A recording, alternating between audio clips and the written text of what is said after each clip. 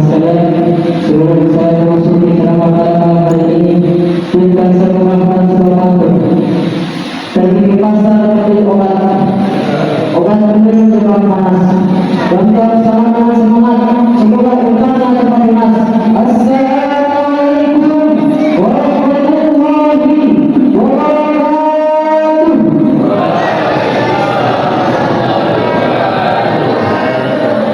Alhamdulillah, alhamdulillahilladzi bi ni'matihi tatimmu shalihat wa bi fadlihi tanazzalul khairat wal barakat wa bi tawfiqihi tanhalul mawasid wal khairat.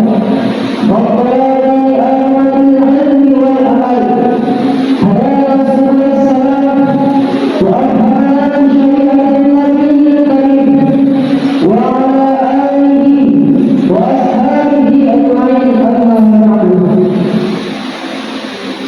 Yang saya hormati Ketua Partai Wujud Al-Ihsan Desa Semadu, dan yang saya hormati, yang saya hormati jemaah saya isyarat kami yang tidak bisa saya sebut tapi percaya seolah dimuliakan oleh nama Allah Subhanahu wa ta'ala.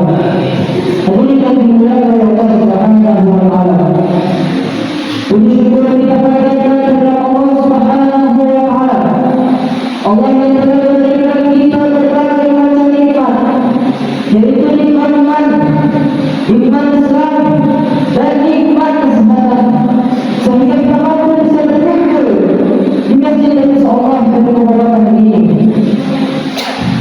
Wa inna rabbuna Allah, andai kata engkau menghimpun nikmat Allah, la tuhsuha, maka engkau akan mampu untuk menghitungnya.